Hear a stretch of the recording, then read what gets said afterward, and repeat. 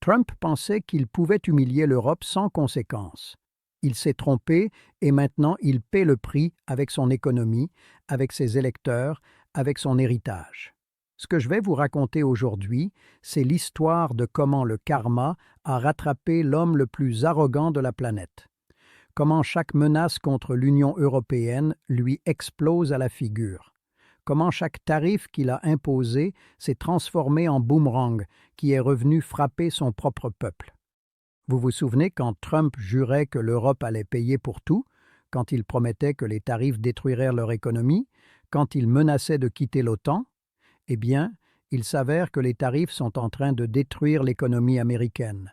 Les consommateurs américains paient des prix plus élevés et les menaces n'ont jamais abouti parce que Trump a découvert que l'Europe n'est pas un pays du tiers-monde qu'on intimide. Celui qui sème le vent récolte la tempête et Trump commence à récolter. Et c'est exactement ce qui se passe avec votre argent en ce moment. Pendant que vous suivez les règles classiques de l'épargne, ceux qui connaissent les vraies règles du système jouent un tout autre jeu. Un jeu dont personne ne vous a jamais expliqué les règles. J'ai compilé tout ce que les 1% savent sur l'argent dans un guide que j'ai appelé « Les règles cachées ». Le lien est en description et en commentaire épinglé. Ce guide pourrait transformer votre vision de l'argent pour toujours. Mais d'abord, laissez-moi vous montrer l'ampleur de l'échec de Trump face à l'Europe. Aujourd'hui, je vais vous montrer comment le karma est en train de facturer à Donald Trump tout ce qu'il a fait à l'Union européenne, comment ses propres politiques lui reviennent en pleine figure et pourquoi le prix qu'il va payer ne fait que commencer. Mais avant de continuer, laissez-moi vous poser une question. Combien de fois nous a-t-on dit que l'Europe était divisée? Combien de fois nous a-t-on dit que Trump allait la briser? Combien de fois nous a-t-on dit que Bruxelles n'avait pas d'option? Eh bien, nous voilà 1 an plus tard, et l'Europe est toujours unie pendant que Trump s'enfonce. Commençons par les chiffres parce que les chiffres ne mentent pas. Savez-vous qui paie vraiment les tarifs de Trump? Ce n'est pas l'Europe, ce n'est pas la Chine, ce ne sont pas les pays étrangers, ce sont les consommateurs américains. Une étude de Goldman Sachs, l'une des firmes financières les plus importantes au monde, a révélé quelque chose que Trump ne veut pas que personne sache. Plus de la moitié du coût des tarifs est absorbé par les Américains. Écoutez bien ça. Plus de la moitié. Trump promettait que les tarifs allaient punir l'Europe, qu'ils allaient les obliger à payer, qu'ils allaient renforcer l'économie américaine. Mais la réalité est exactement l'opposé. Les importateurs américains paient en plus, les entreprises américaines paient en plus, et à la fin, les consommateurs américains paient plus dans les supermarchés, dans les magasins, partout. L'inflation aux États-Unis a clôturé l'année dernière à 2,7% au-dessus de l'objectif de la Réserve fédérale, et les économistes disent que les tarifs sont l'une des principales raisons. Trump promettait de mettre fin à l'inflation. Il promettait de baisser les prix. Il promettait que les Américains vivraient mieux. Il a menti comme toujours. Et il y a plus. Écoutez ceci. Jurien Timmer, directeur de la stratégie de marché chez Fidelity, l'une des plus grandes gestionnaires d'investissement au monde, l'a expliqué clairement. Les tarifs génèrent de l'inflation aux États-Unis. Ce sont les importateurs qui perdent encore plus que les consommateurs. Et savez-vous ce qui est le plus ironique? L'inflation des biens monte, mais l'inflation des services baisse. C'est exactement le contraire de ce que Trump promettait. Trump disait que les tarifs allaient protéger les travailleurs américains, qu'ils allaient relancer l'industrie, qu'ils allaient rendre les États-Unis grands à nouveau. La réalité est qu'ils appauvrissent les mêmes travailleurs qui ont voté pour lui. Ils rendent plus cher tout ce qu'ils achètent. Ils détruisent le pouvoir d'achat des familles et maintenant son propre peuple paie les conséquences. Mais attendez, ça devient encore mieux. Savez-vous ce qui est arrivé à la manufacture américaine que Trump promettait de relancer? Elle s'effondre. L'indice manufacturier de l'Institute for Supply Management est tombé à 47,9 en janvier 2026. Cela signifie contraction, moins de production, moins d'emplois industriels. Les tarifs n'ont pas relancé l'industrie américaine, ils l'étouffent. Pourquoi? Parce que les entreprises américaines dépendent de composants importés. Parce que les chaînes d'approvisionnement sont intégrées. Parce que tu ne peux pas imposer des tarifs sans renchérir la production. Trump ne comprend rien à l'économie. Il n'a jamais compris et maintenant son ignorance coûte cher à des millions d'Américains. Vous voyez le parallèle avec votre situation financière? Pendant que vous vous concentrez sur les règles visibles du système, l'inflation dévore votre épargne. Pendant que vous suivez les conseils des banques, ceux qui connaissent les vraies règles construisent leur fortune. C'est exactement ce que j'explique dans les règles cachées. Comment passer de l'autre côté du système? Le lien est en description. Si cette analyse vous apporte de la valeur, mettez un pouce bleu et dites-moi en commentaire ce que vous pensez de la stratégie de Trump. Est-ce qu'il peut encore renverser la situation ou est-ce que c'est déjà trop tard? Maintenant, laissez-moi vous raconter ce qui se passe avec l'opinion publique parce que là arrive le karma politique. Un sondage de CNN a révélé que la majorité des Américains qualifient la première année de Trump de retour à la Maison-Blanche comme un échec. 58% disent qu'il se concentre sur de mauvaises priorités, qu'il fait peu face au coût de la vie, que l'économie reste le principal problème du pays. Seulement 4 sur 10 s'attendent à des améliorations économiques et plus de la moitié croient que les politiques de Trump ont empiré la situation. Vous avez entendu ça? La majorité des Américains croient que Trump les a trahis. Et il y a plus. La firme d'investissement Fidelity, l'une des plus grandes au monde, a publié une analyse qui devrait empêcher Trump de dormir. Elle dit que les tarifs génèrent de l'inflation qui nuit principalement aux électeurs de Trump, aux classes travailleuses, aux importateurs, aux gens qui l'ont élu et avertit que Trump pourrait perdre tout son pouvoir aux élections de mi-mandat de 2026. Vous réalisez, les mêmes politiques que Trump a utilisées pour attaquer l'Europe pourraient lui coûter le Congrès. Celui qui sème le vent récolte la tempête. Et ce n'est pas tout. L'Organisation mondiale du commerce projette que le commerce mondial ne croîtra que de 0,5% en 2026. C'est l'une des projections les plus basses en année. La raison principale, les tarifs de Trump. Les économistes du monde entier sont d'accord. Trump détruit le système commercial qui bénéficiait aux États-Unis. Il isole son pays, il perd des alliés et des marchés. Les tarifs fonctionnent comme des impôts indirects mal conçus, a expliqué Kimberly Closing, économiste de renom. Ils sont régressifs et opaques. Et ils finiront par avoir une répercussion inégale dans les prix. En d'autres termes, les pauvres perdent plus, les travailleurs perdent plus, la classe moyenne paie plus, et Trump continue de se vanter qu'il gagne. Maintenant, laissez-moi vous raconter ce qui s'est passé avec les menaces contre l'OTAN parce que c'est le plus savoureux de tout. Vous vous souvenez de toute cette rhétorique sur quitter l'Alliance, sur ne plus protéger l'Europe, sur forcer les Européens à payer? Trump l'a dit des dizaines de fois. Des dizaines de fois, il a menacé de retirer les États-Unis de l'OTAN. Et savez-vous ce qui s'est passé? L'Europe s'est renforcée. Au lieu de céder, les Européens ont augmenté leur budget de défense.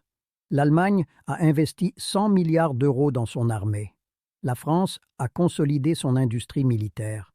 La Pologne est devenue une puissance régionale. Trump voulait affaiblir l'Europe. Il l'a rendue plus forte. Ursula von der Leyen lui a dit non. Dit en face, sans hésiter. Et Trump a dû l'accepter. En janvier, la présidente de la Commission européenne a présenté les résultats. Réduction de la dépendance énergétique russe, diversification des chaînes d'approvisionnement, renforcement de l'autonomie stratégique. Et elle lui a clairement dit « L'Europe coopère avec ses alliés, mais ne cède pas aux menaces ». Trump a dû ravaler ses ultimatums parce qu'il a découvert que l'Union européenne n'est pas un petit pays qu'on intimide. L'Europe représente le premier marché de consommation au monde. 500 millions de consommateurs avec un pouvoir d'achat élevé. Si Trump attaque l'Europe commercialement, l'économie américaine souffre énormément et il le sait. C'est pourquoi les menaces de quitter l'OTAN sont restées ça, des menaces vides d'un intimidateur qui a trouvé quelqu'un qui n'a pas peur de lui. Souvenez-vous de ce que von der Leyen a dit à Davos devant les leaders mondiaux. Nous ne sommes pas naïfs, mais nous avons très clair qu'il y a des principes non négociables. Nous ne céderons pas sur notre souveraineté économique et commerciale, et ça ne s'est pas produit. Malgré les menaces, malgré la pression, malgré tout, Trump a imposé des tarifs sur l'acier et l'aluminium européens. Beaucoup ont pensé que c'était le début d'une guerre commerciale totale. L'Europe a riposté avec des tarifs ciblés sur des produits symboliques américains. Le bourbon du Kentucky, les motos Harley-Davidson, le jeans Levi's, tous des produits fabriqués dans des États républicains. Tous des produits qui touchent directement les électeurs de Trump. L'Union européenne a compris quelque chose que Trump n'a jamais saisi. Dans une guerre commerciale, celui qui frappe chirurgicalement gagne. Et l'Europe a frappé exactement là où ça fait mal. Pourquoi? Parce que l'Europe a quelque chose que les autres n'ont pas, un vrai pouvoir de négociation. 21% de toutes les importations des États-Unis viennent d'Europe. C'est son deuxième fournisseur mondial. Sans l'Europe, leur chaîne d'approvisionnement s'effondre, leurs consommateurs paient plus cher, leur économie souffre. Trump l'a découvert de la pire manière. L'Europe n'est pas une région que tu peux menacer sans conséquence. Et savez-vous ce qui est le plus ironique? Cette semaine, le secrétaire au commerce américain s'est rendu à Bruxelles. Pas pour exiger, pas pour menacer, pour négocier. Howard Lutnick a demandé une pause dans les représailles européennes. Il a reconnu que les tarifs nuisent aux deux côtés et il est reparti avec une proposition de dialogue. Le même gouvernement qui promettait de punir l'Europe vient maintenant demander un armistice. Ça, c'est du karma, ça, c'est de la justice poétique. Trump pensait qu'il pouvait insulter l'Europe sans conséquence. Il pensait qu'il pouvait les menacer sans payer le prix. Il pensait qu'ils étaient divisés et faibles. Il s'est trompé sur tout, et maintenant ses émissaires viennent négocier. Les tribunaux examinent ses tarifs, les électeurs questionnent ses politiques et l'économie américaine paie ce qu'il promettait que l'Europe paierait. Maintenant, laissez-moi vous dépeindre 3 scènes qui montrent comment Trump est en train de payer. Première scène, un supermarché en Floride. Janvier 2026, une famille américaine fait ses courses. La mère regarde les prix et secoue la tête. « Tout est plus cher », dit-elle. Le fromage, le vin, l'huile d'olive. Son mari soupire. Trump disait que l'Europe allait payer, mais ceux qui payons, c'est nous. C'est vrai.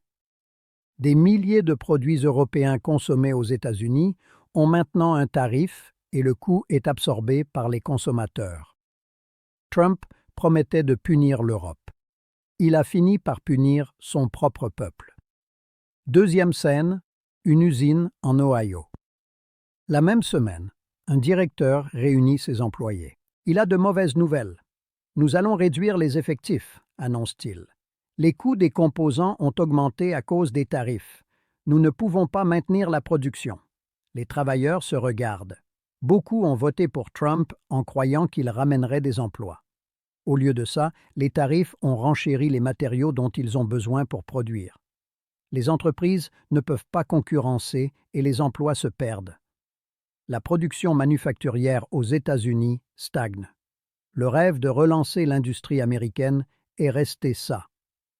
Un rêve. Troisième scène, la Maison-Blanche. Une réunion privée. Les conseillers économiques de Trump lui présentent les chiffres. Inflation persistante, manufacture en baisse, approbation en chute libre. Les tarifs ne fonctionnent pas comme nous l'espérions, admet l'un d'eux. Trump s'enrage. Il blâme la Chine, il blâme l'Europe, il blâme tout le monde sauf lui-même. Mais les chiffres ne mentent pas et les chiffres disent que sa politique est en train d'échouer. La Cour suprême des États-Unis a en examen la légalité des tarifs. Plusieurs juges, tant conservateurs que libéraux, ont montré du scepticisme. Elle pourrait renverser toute la stratégie tarifaire de Trump. Si ça arrive, ce serait une humiliation historique. Le président qui a misé tout sur les tarifs, vaincu par ses propres tribunaux. Et ça ne s'arrête pas là. La collecte par tarif a dépassé les 200 milliards de dollars en 2025. Trump se vante que c'est de l'argent d'autres pays, mais ce n'est pas vrai. Cet argent est sorti des poches des importateurs américains, des entreprises américaines, des consommateurs américains. C'est un impôt déguisé, un impôt qui punit plus les pauvres que les riches, un impôt que Trump promettait qui n'existerait jamais. L'idée que le coût est assumé par l'étranger est illusoire, a averti une économiste de Harvard. Les consommateurs et les entreprises domestiques absorbent une bonne partie de l'impact. Trump a menti et maintenant le peuple américain paie le mensonge. C'est exactement la même logique que j'explique dans les règles cachées. Pendant que la majorité croit aux promesses du système visible, ceux qui réussissent vraiment ont compris les règles invisibles. Comment l'argent fonctionne vraiment? Où les initiés placent leur capital? Comment créer des revenus qui ne dépendent pas de votre temps? Tout est dans le guide. Lien en description et en commentaire épinglé. Maintenant, laissez-moi vous dire ce que tout ça signifie pour nous, citoyens ordinaires qui observons ce spectacle géopolitique. Nous avons vu des présidents américains parler avec arrogance au reste du monde. Nous avons vu comment ils utilisaient l'Europe comme bouc émissaire pour leurs problèmes internes. Nous avons supporté des menaces commerciales, des ultimatums, des humiliations diplomatiques, et maintenant, pour la première fois depuis longtemps, nous voyons quelque chose de différent. Nous voyons un président américain qui se noie dans ses propres politiques, qui perd du soutien en attaquant ses alliés, qui paye le prix de son arrogance. Pendant des années, Trump a utilisé l'Europe comme son ennemi commode. Il les a insultés, il les a menacés, il les a traités comme s'ils étaient ses vassaux. Il a promis que l'Europe paierait pour la défense. Ils ont augmenté leur budget, mais selon leurs propres termes. Il a promis que les tarifs détruiraient leur économie. Ils ne l'ont pas détruite. Il a promis qu'il quitterait l'OTAN. Il ne l'a pas quittée. Et maintenant, 1 an après son retour à la Maison-Blanche, qui paie le prix? Ses propres électeurs, ses propres entreprises, sa propre économie. L'Europe a réussi à esquiver les pressions tarifaires mieux que prévu. Les accords commerciaux restent en grande partie en vigueur. La coopération continue sur les dossiers stratégiques et von der Leyen maintient sa posture de fermeté sans rompre la relation. Howard Lutnick, le secrétaire au commerce de Trump, l'a admis à Davos. L'Europe a négocié intelligemment. Vous avez entendu ça? Le propre fonctionnaire de Trump reconnaissant que l'Europe a bien joué. Seulement une fraction des produits européens sont restés avec un tarif punitif élevé. Le reste continue d'entrer selon les règles préexistantes. Trump voulait briser l'unité européenne. Il a dit que l'Union européenne était finie. Il a dit que chaque pays négocierait séparément. Mais Bruxelles a tenu bon parce qu'ils savent ce que Trump ne comprend pas. L'union fait la force, et 27 pays ensemble pèsent plus lourd qu'un seul. Et c'est exactement ce que Trump est en train de découvrir. Chaque jour qui passe, plus d'Américains se rendent compte que Trump les a trompés, qu'il a promis prospérité et a livré inflation, qu'il a promis emploi et a livré incertitude, qu'il a promis grandeur et a livré chaos. Les élections de mi-mandat de novembre 2026 approchent et Trump a besoin du Congrès pour continuer à gouverner. Mais les électeurs en ont marre. Les prix ne baissent pas, les emplois n'arrivent pas et les promesses restent vides. Si Trump perd le Congrès, c'est fini. Son pouvoir, fini ses tarifs, fini sa guerre contre l'Europe. Et tout ça parce qu'il n'a pas compris quelque chose de très simple. Tu ne peux pas attaquer tes principaux partenaires commerciaux sans t'attaquer toi-même. Il y en a qui vont dire que j'exagère, que l'Europe a aussi souffert, que les tarifs les ont affectés. C'est vrai qu'il y a eu un impact. Certains secteurs exportateurs ont souffert, quelques entreprises ont dû s'adapter, l'incertitude a pesé. Mais la différence est que l'Europe a résisté et Trump est en train de couler. Les exportations européennes vers les États-Unis ont mieux résisté que prévu. Malgré les tarifs, malgré les menaces, malgré tout, l'Europe s'est adaptée, à diversifier ses marchés, à renforcer ses liens avec l'Asie et l'Afrique, à profiter de sa taille pour maintenir un pouvoir de négociation. Et pendant ce temps, Trump affronte une économie qui ne croît pas comme il promettait, une inflation qui ne baisse pas et une opinion publique qui le blâme. Celui qui sème le vent récolte la tempête. Laissez-moi terminer par une réflexion. Quand Trump est arrivé pour la première fois à la présidence en 2017, beaucoup ont cru que c'était la fin de l'ordre mondial, que l'Occident allait s'effondrer, que l'Europe n'avait pas d'option. L'Europe ne s'est pas effondrée. Elle a négocié, elle a résisté, elle a survécu. Quand Trump est revenu en 2025 avec plus de pouvoir et plus d'arrogance, beaucoup ont pensé que cette fois, oui, il allait briser l'alliance transatlantique, que cette fois il n'y aurait pas d'échappatoire. Il ne l'a pas brisée. L'Europe a résisté, elle a gagné des batailles importantes, et maintenant, en janvier 2026, qui est en pire position? Trump affronte une économie stagnante, des tarifs sous révision judiciaire, l'opinion publique contre lui et la possibilité réelle de perdre le Congrès en novembre. L'Europe affronte des défis, oui, mais reste debout, unie, avec son marché unique intact, avec une présidente de la Commission qui ne s'est pas agenouillée. La différence a été la stratégie. Von der Leyen a choisi la tête froide sur la confrontation. Elle a choisi les résultats sur la rhétorique. Elle a choisi la dignité sur la soumission.